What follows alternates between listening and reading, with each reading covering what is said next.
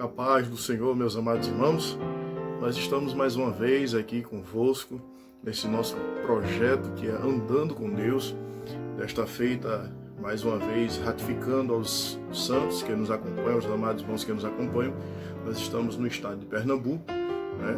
Nós estamos dando continuidade a todo esse nosso projeto, junto com vocês que nos acompanham, que para nós é uma grande satisfação. A princípio eu quero agradecer a Deus por estar mais uma vez convosco e ter a oportunidade de também transmitir para vocês mais um ensino, um grande ensino bíblico da palavra do Senhor Jesus, tá certo? Desta feita nós iremos trabalhar em cima de um tema muito poderoso, muito forte, que é a diferença entre o trigo e o joio. Nós iremos traçar uma metodologia a respeito disso, entender, as suas características, até a sua familiaridade científica, de como é que elas são plantadas, a respeito de uma visão ampla da agricultura, daquilo que se é feito por meio do plantio do trigo, e como se vincula o trigo e a diferenciação entre o trigo e o joio na agricultura, trazendo isso para um aspecto espiritual. Então essa é a nossa visão neste momento desse ensino bíblico, esta palavra do Senhor. E você, mais uma vez, que está em casa, você pode tomar nota, pegue a palavra, o ensino exemplar bíblico, tome nota, não esqueça de maneira nenhuma de anotar os detalhes daquilo que nós iremos passar, e ao mesmo tempo também você pode ir em nosso canal, se inscrever, ativa lá o sininho de notificação para não perder nenhuma mensagem das quais nós estaremos passando para todos aqueles que nos acompanham. Da mesma forma, também eu quero pedir para você que você possa lá deixar o seu comentário e compartilhar também deste grande trabalho que nós estamos despontando nesse tempo. Então a diferença entre o joio e o trigo. A nível introdutório, eu quero trazer para você que está nos acompanhando uma coisa de grande relevância. Nós estamos vivendo em meio a um expoente de grandes debates teológicos relacionados a esse conceito bíblico, aos conceitos bíblicos, ou aos ensinos bíblicos.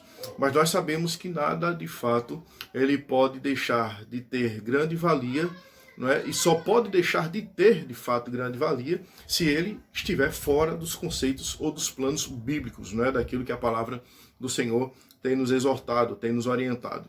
Então, nós iremos trabalhar sobre este conceito do joio e do trigo, e eu quero pedir para vocês que dentro do ensino bíblico e dentro do que está escrito, nós iremos relatar em Mateus, no capítulo 13, ele vai trazer duas vertentes poderosas diante do ensino, diante desse grande estudo, tá certo? A primeira parte ele vai trazer uma metodologia a respeito de como é que o joio ele foi infiltrado, ele foi implantado no meio do trigo. E na segunda mensagem de Cristo aos seus discípulos, ele traz uma explicação celestial a respeito do joio e do trigo. Então eu não quero me vincular à segunda vertente tanto. Por quê? Porque o assunto ele é muito abrangente, ele traz muito pano para manga. Então eu quero trazer para você um conceito prático a respeito deste grande ensino e que ele venha trazer uma grande riqueza espiritual para você que está a nos ouvir, tá certo? Então, se você tiver alguém, algum amigo, algum irmão que esteja com você, convoque ele, convide ele, passe este assunto que nós iremos relatar agora, para que todos possam entender aquilo que o Senhor ele tem preparado para a nossa vida, tá bom? Mais uma vez eu quero dizer para vocês, ainda não organizamos ainda um local definido para poder fazermos os nossos ensinos bíblicos, mas na medida do possível a gente vai estar sempre passando alguma mensagem de grande importância para você que está conosco, tá bom?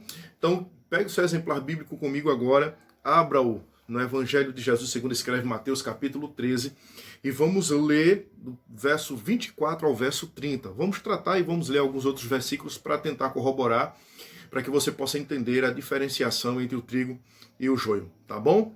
Então vamos lá. Mateus capítulo 13, verso 24 ao verso 30, diz assim a palavra do Senhor. Vamos ler todo ele, e você depois vai deixar marcado na sua Bíblia em casa.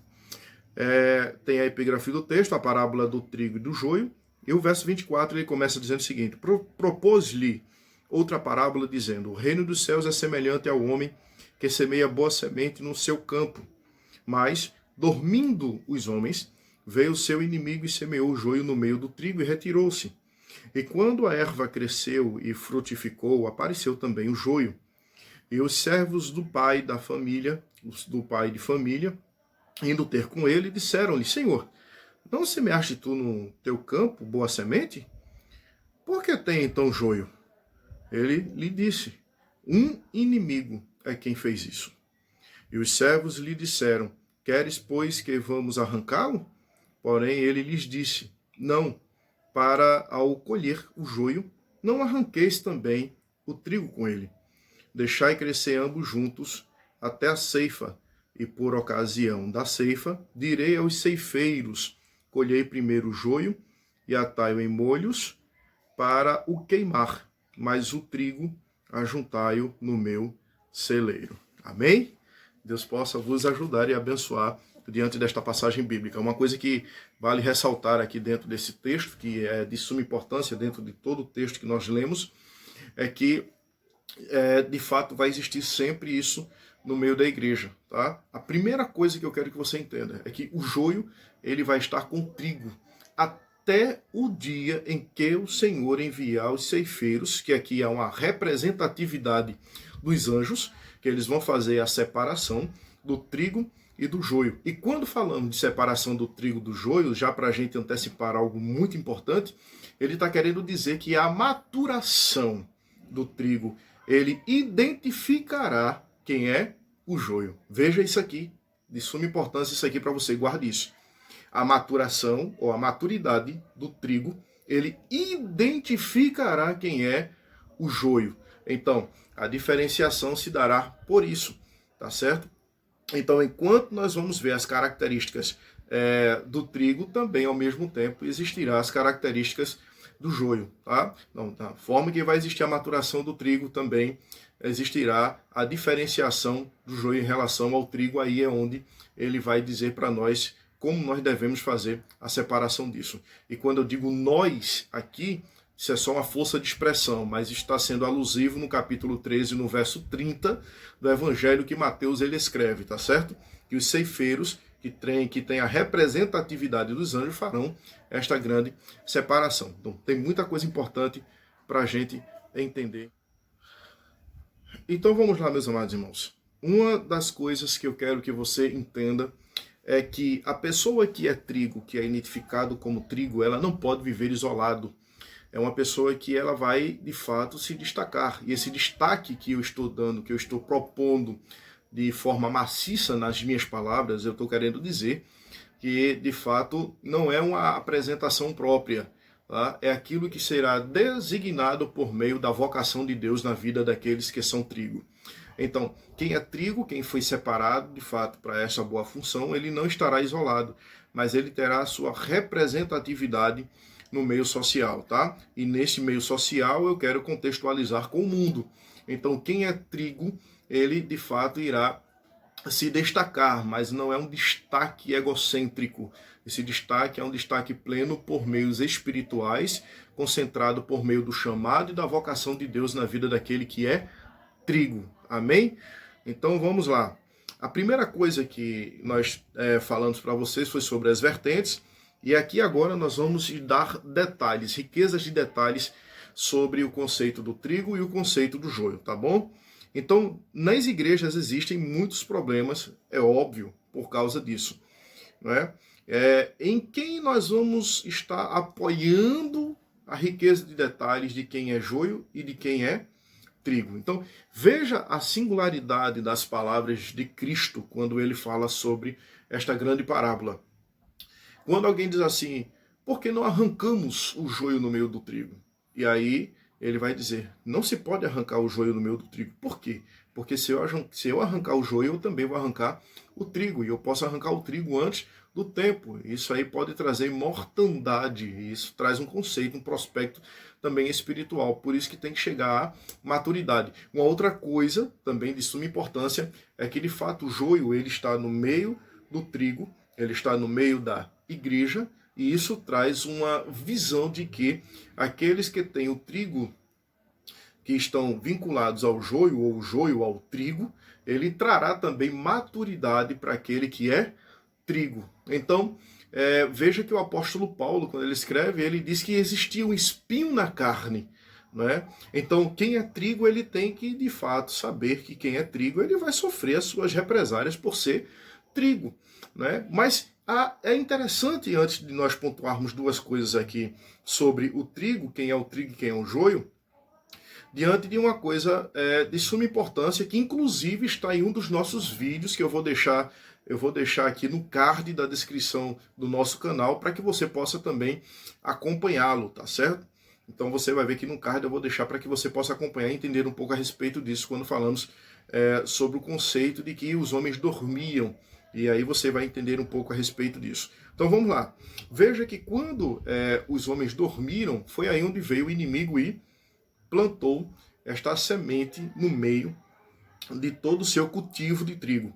Então, essa sementezinha, né, essa planta, ela veio e foi, de fato, crescendo no meio do trigo e trouxe, de fato, futuramente, grandes problemas para o meio daqueles que eram trigo. Então o joio veio crescendo, porque ele vem se entrelaçando. Né? Quem já viu uma plantação de trigo, ele compreende, ele entende como é que funciona isso. Então vamos lá, gente. Meus amados irmãos, prestem bem atenção. Então, destacando aqui uma coisa importante, o trigo, tá? Quem é o trigo? O trigo é o povo de Deus, né? Mas por que a semente ela foi plantada de joio no meio do trigo? Porque os homens dormiram. Então os homens dormiram, não vigiaram, vacilaram. E aí veio o inimigo e plantou a semente de joio no meio do trigo. Tá? Então Cristo ele traz esta observação para nós. Então o joio, tá? ele tem uma representatividade, tá? Daqueles que são por parte do inimigo das nossas almas. Já o trigo, ele traz uma visão de que o povo de Deus, que serão separados para o celeiro do Senhor. Então eu estou trazendo a primeira perspectiva, observe, da parábola do joio, e como eu falei para vocês, existe uma segunda perspectiva que nós trataremos também a respeito dela, para entender um pouco a respeito daquilo que o Senhor ele tem proposto à nossa vida. Segundo, o povo de Deus crê em Deus e anda em seus caminhos, ama o Senhor Jesus de todo o coração, crê no sacrifício de Jesus na cruz como seu substituto. O joio é totalmente contrário a estas verdades e está longe de Deus. Foi colocado no meio do trigo para o destruir. Enquanto o trigo estiver preparado para ministrar, enquanto o trigo estiver preparado para observar as verdades bíblicas, os ensinos bíblicos, o joio estará preparado para deturpar, para retirar, de fato, toda esta verdade e todos esses conceitos bíblicos no meio do trigo, tá? Que no caso é a representatividade do povo de Deus, ok? O trigo possui a essência do joio, a aparência, tá certo?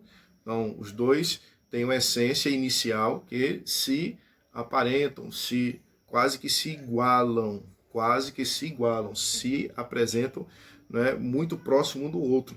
O trigo produz muitos frutos e alimenta as pessoas. O joio não produz nada, é inútil e, se ingerido, é como veneno, é nocivo ao homem. O trigo, ele produz fruto do amor, alegria e paz. O joio produz ódio, depressão e perturbação.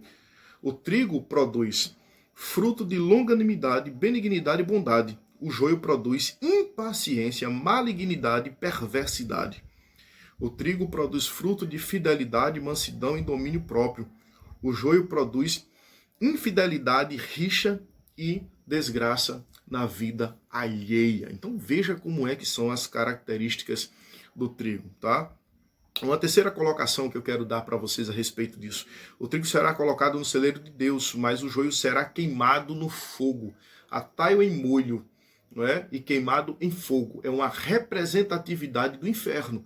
Então, aquele que é trigo vai ser atado em molho, tá? É como se fosse um elemento químico combustível para poder ser queimado. Não é? Então, ele vai ser, todo aquele palheiro vai ser separado para ser queimado no fogo, tá certo? Quem não é trigo.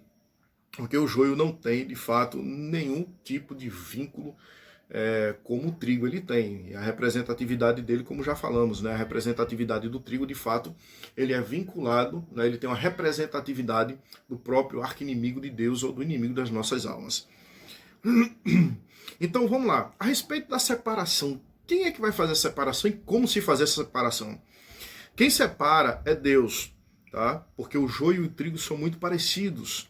E só Jesus sonda os corações e sabe quem é quem. Não foge do seu reto juízo. O trigo é maleável e se curva com facilidade. O joio é muito rígido e não se curva nunca. O trigo, quanto mais maduro, mais fácil de colher. O joio fica mais enraizado, mais difícil de ser colhido. O lugar do trigo é no celeiro, do joio é no fogo. Pois não tem utilidade, faz mal, é um engano, assim como era a figueira que Jesus amaldiçoou. Presta atenção nisso aqui.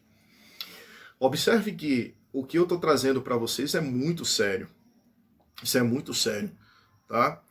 Quando ele fala sobre a primeira questão aqui, que mencionamos, sobre o trigo é maleável e se curva com facilidade, ele traz uma visão de humildade.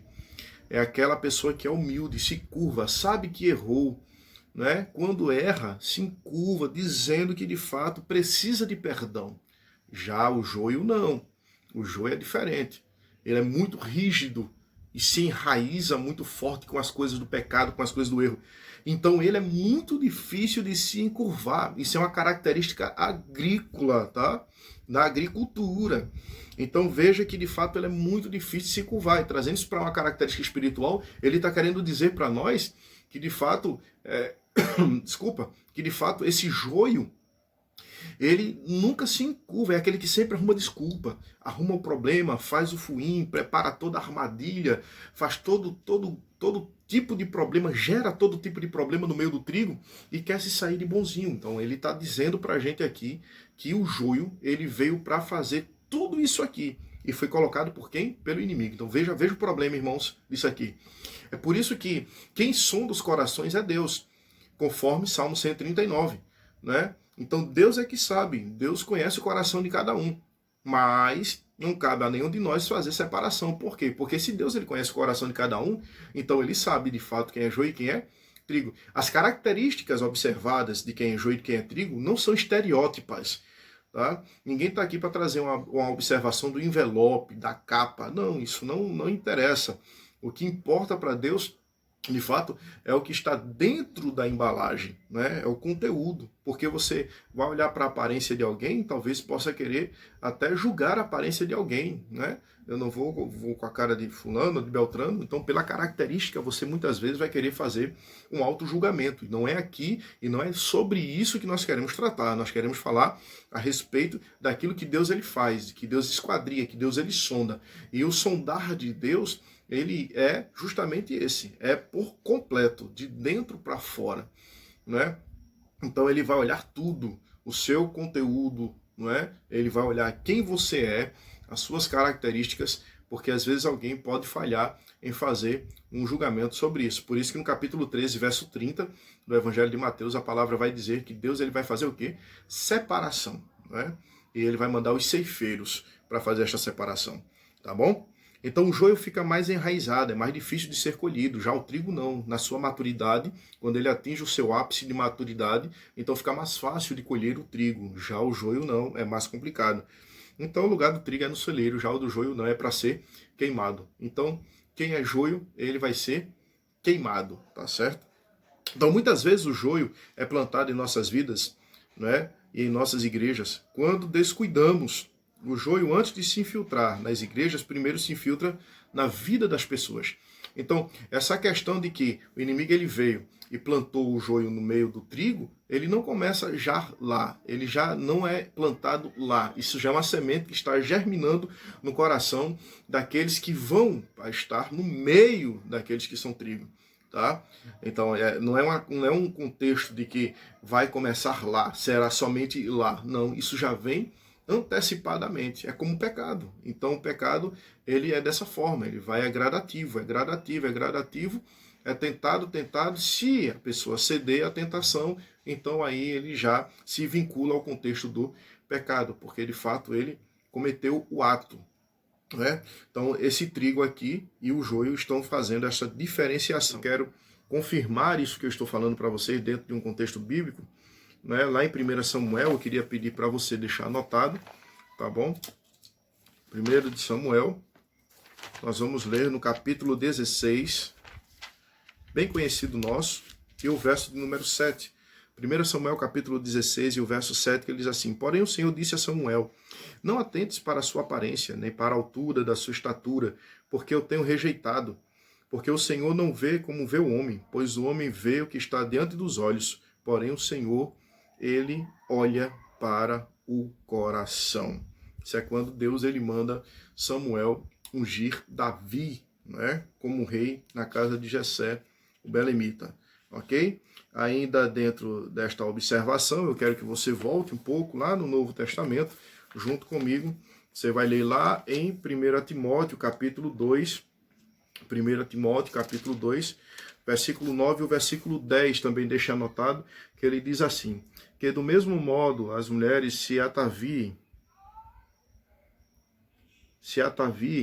em traje honesto, com pudor e modéstia, não com tranças, ou com ouro, ou pérolas, ou vestidos preciosos, mas como convém às mulheres que fazem profissão de servir a Deus com boas obras. Tá bom? Então seja simples, mas compreenda que também a nossa postura diante de Deus, ela vale muito quando as características são analisadas desta forma, tá certo? Postura é o que eu estou falando aqui dentro deste verso bíblico.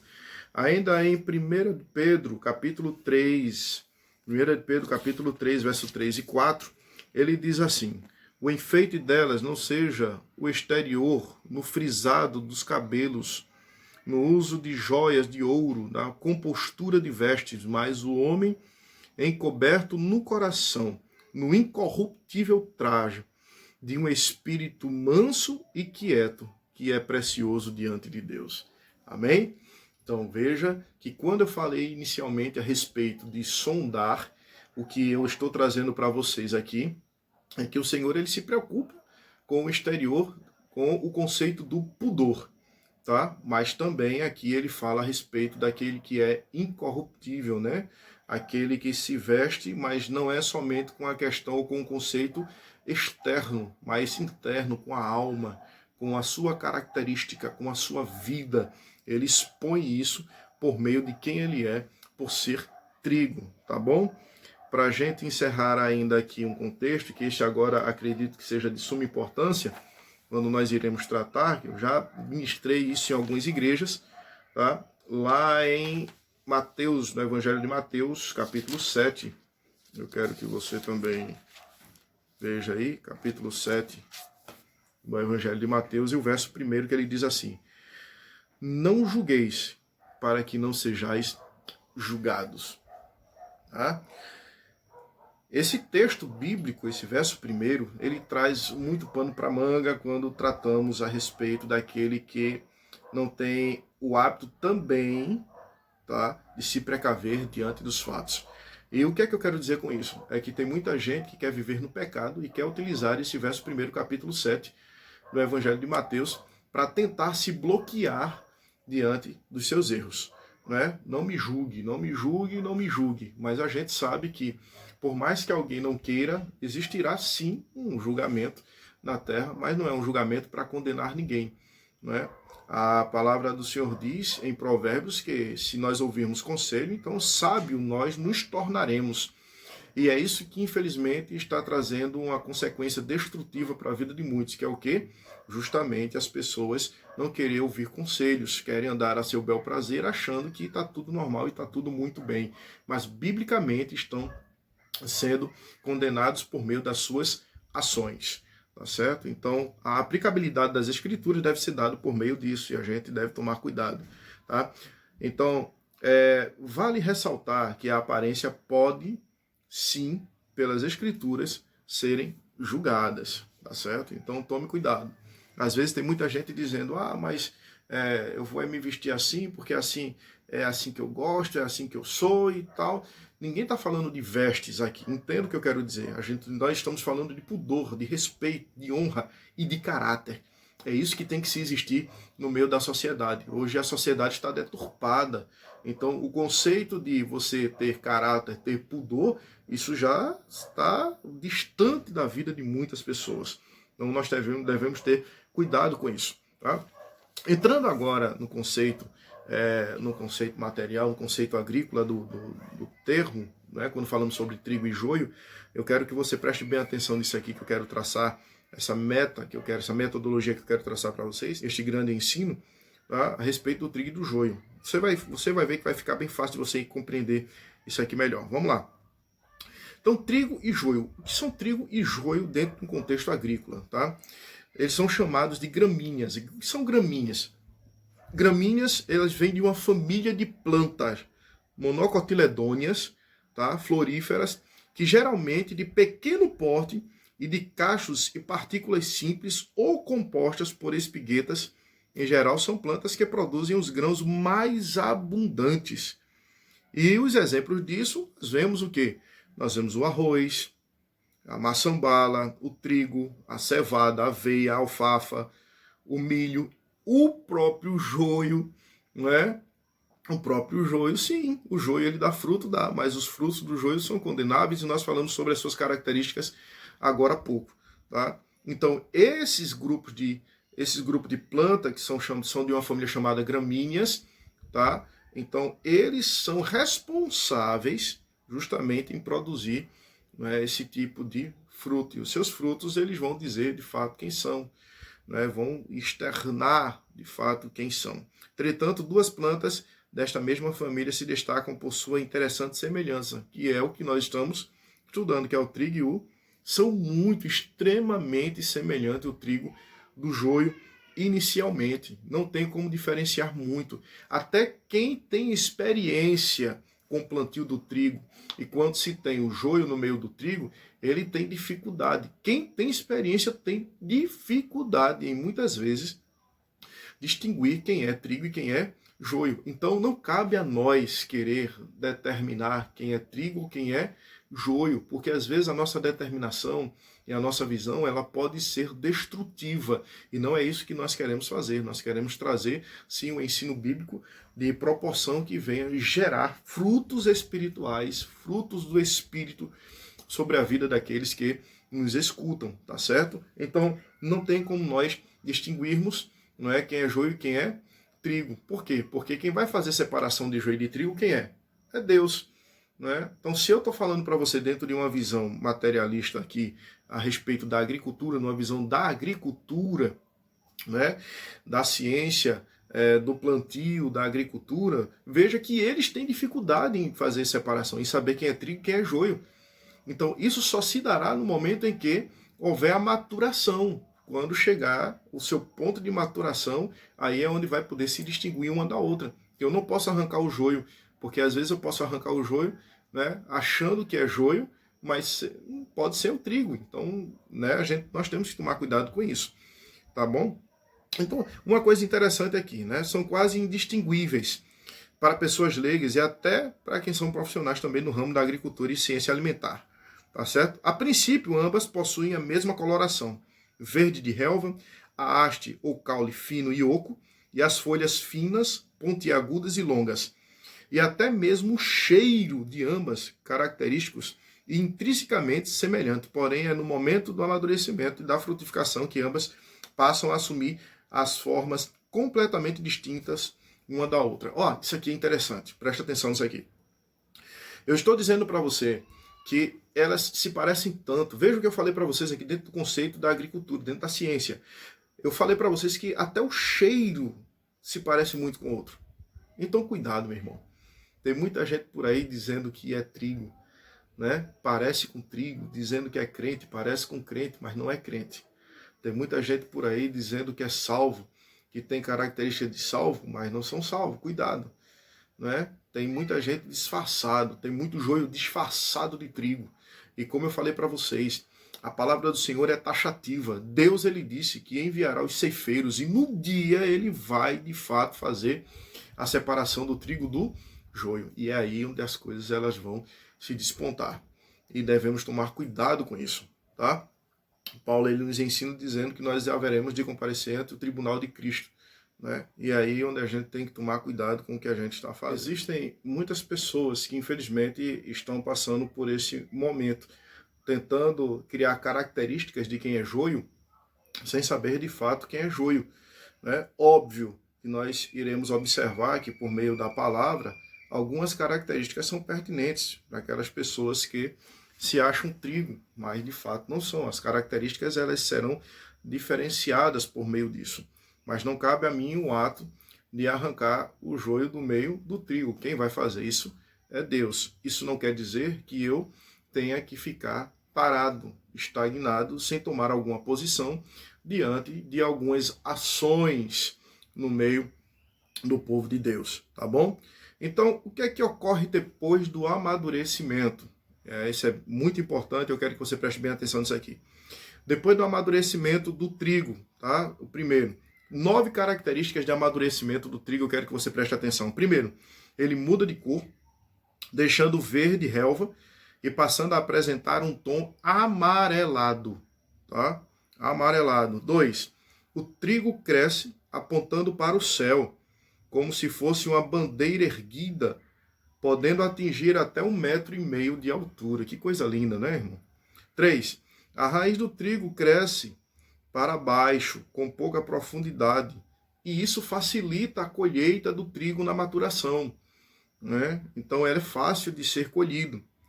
4, as flores não possuem cálice, nem corola dispostas em espiguetas. 5, o trigo explode de dentro para fora em belos cachos de semente, proporcionando uma vista agradável aos olhos.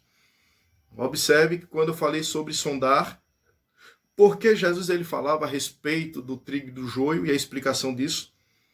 Então, veja que tem muita gente que está preocupada em mostrar o seu estereótipo. Jesus está preocupado em extrair o conteúdo daquele que de fato é trigo, tá bom?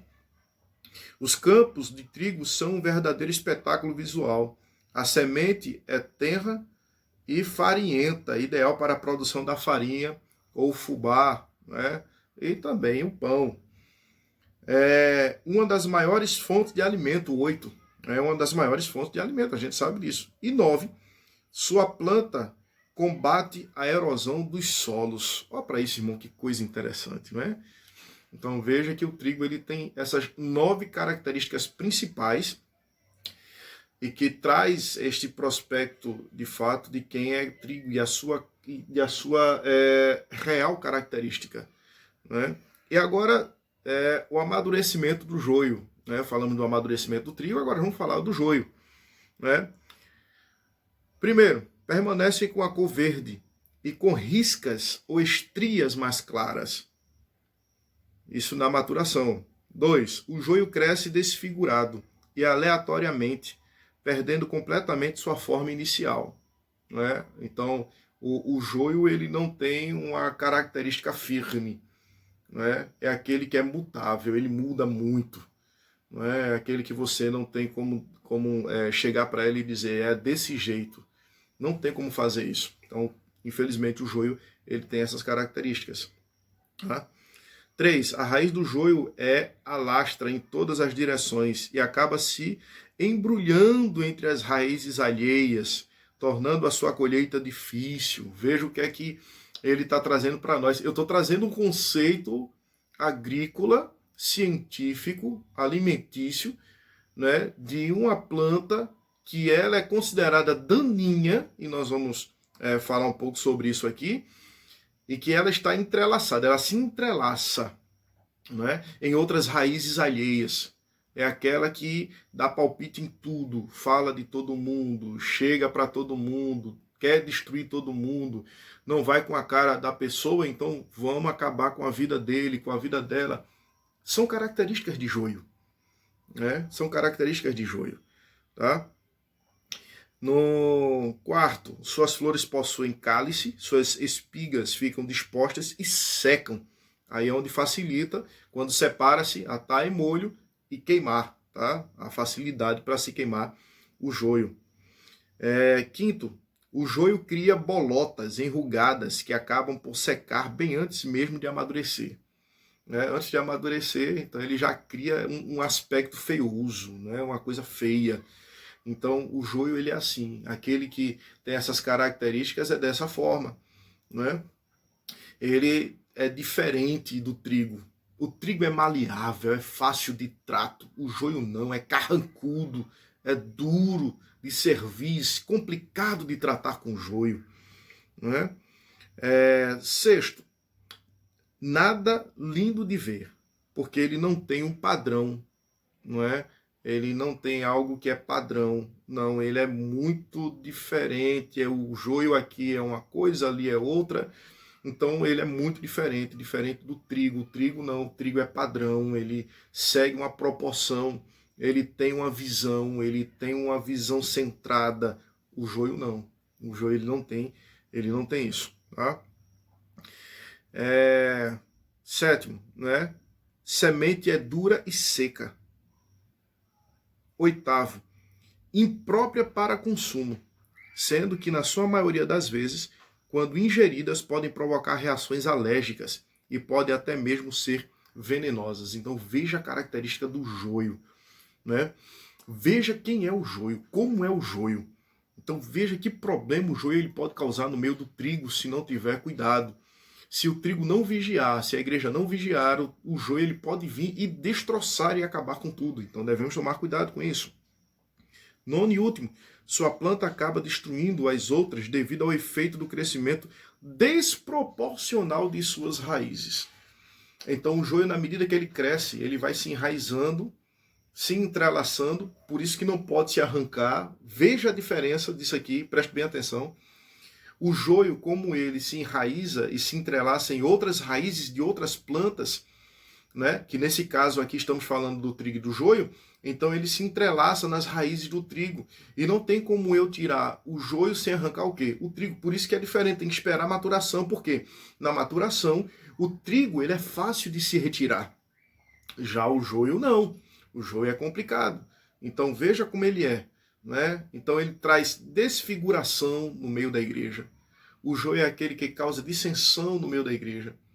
O joio é aquele que tem espírito de contenda, é aquele que gera intriga, né? É aquele que muitas vezes fala de um e de outro, mas não olha para si quando está no espelho.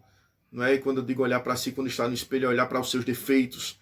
Infelizmente é isso que ocorre, é isso que acontece. Não é uma pessoa que de fato tem uma observação de autoajuda, de ajudar alguém. Então essas coisas acontecem como características de quem é joio. E isso nós devemos tomar cuidado. Tá? Nós devemos vigiar, ser vigilantes, para que o joio ele não venha se entrelaçar nas nossas raízes que estão em Cristo e venha tentar definhar, ou tentar combater a nossa maturidade diante de Deus. E eu falo de maturidade espiritual aqui, tá bom? Então veja que neste ponto aqui de Mateus capítulo 13, do verso 24 ao 30 que lemos, ele vai relatar sobre este conceito, tá? Uma coisa que eu quero deixar você a par aqui do que nós estamos mencionando é que do verso 36, deixe também anotado, do verso 36 ao verso 43, a explicação da parábola do trigo e do joio, é onde Jesus ele vai traçar, toda a sua metodologia. Então nós estamos falando já sobre esta segunda vertente, sobre a explicação da parábola do joio. Então é isso que ocorre, tá bom? Vamos correr aqui já para os finalmente, já para finalizar. Então saber quem é só o tempo que dirá. O tempo ele vai nos proporcionar, de fato, quem é quem. Infelizmente tem muitas pessoas que sabem das características errôneas, tem muita gente que sabe quem é a pessoa que pode lhe trazer malefícios ou benefícios, mas mesmo assim, infelizmente, não sabe separar uma coisa da outra. E é aí onde ele troca os pés pelas mãos, tá bom? Então o joio nunca muda de cor. O joio continua no mesmo tamanho. Lembre das propriedades que nós citamos. Tá? Os crentes que recusam-se a crescer. Você já viu aquele tipo de irmão que se recusa a querer crescer espiritualmente? Você tenta explicar, ajudar, ensinar, mas parece que nada acontece, nada serve. Quem aprende sempre e nunca podem chegar ao conhecimento da verdade. Escuta a palavra, escuta o ensino, mas nunca guarda. Por quê? Porque a intenção do joio é destrutivo, tá bom? Joios são aqueles que vivem na carne. Romanos capítulo 8, verso 8, ele diz: portanto, os que estão na carne não podem agradar a quem? A Deus. Né? Então, se está na carne, não pode agradar a Deus. E, portanto, as obras da carne no seu modo de vida. Gálatas capítulo 5, verso 19 ao 21, as obras da carne, ele vai apresentar lá as obras da carne, né? Então são características que, infelizmente, estão no meio do povo, no meio do trigo, e nós devemos tomar cuidado com isso. O trigo é aquele, porém, que crucificou a carne, né? Que crucificou a carne. Gálatas capítulo 5, verso de número 24. O trigo é aquele, porém, que crucificou a carne. Que ele diz: e os que são de Cristo crucificaram a carne com suas paixões e concupiscências. Né? Então eles crucificaram a carne, tomaram uma posição. Eu quero servir a Jesus. Jesus disse: quem quiser vir após mim, negue-se a si mesmo, tome a sua cruz de cada dia e siga-me. Então é isso que Jesus está falando para nós. Tá? Gálatas capítulo 5, verso 25. Trigo, veja o que é trigo. Ele diz assim: e os que são de Cristo crucificaram a carne com suas paixões e concupiscências. Gálatas 5, 24 e Gálatas agora 5, 25. Né? O trigo vive no Espírito. Veja o que ele diz: se vivemos em Espírito, andemos também em Espírito. Gálatas capítulo 5, 25. Deixa anotado. Primeira carta do apóstolo Paulo aos Coríntios, capítulo 10, verso 31. Veja o que ele diz: o trigo vive unicamente para a glória de Deus. Portanto, quer comais, quer bebais ou façais outra qualquer coisa, fazei tudo para a glória de Deus. O joio está preocupado em mostrar quem é e não quem Deus é na sua vida. Não é? São características de pessoas que, infelizmente, vêm com o objetivo de querer destruir a massa, destruir o trigo. Evangelho de João, capítulo 15, verso 8. O trigo frutifica. Veja isso. Nisto é glorificado o meu Pai, que deis muito fruto, e assim sereis meus discípulos. Não é? São características, irmãos, e nós não podemos perder este conceito da nossa vida. Mas uma pergunta para você. A pergunta é esta: e você? É trigo? Ou você é joio? Então descubra pelo que nós ensinamos. E se alguém está dando frutos dignos de joio, mude. Porque o joio vai ser atado em molho e vai ser queimado. Mas o trigo, Deus ele vai separar para o seu celeiro. E tudo será para a honra e a glória do nome de Jesus. Que Deus possa vos abençoar. Que Deus possa vos ajudar neste momento, neste ensino bíblico sobre o trigo e o joio. Deus vos abençoe. Muito obrigado por estar conosco mais uma vez. Em nome de Jesus, que Deus possa vos abençoar.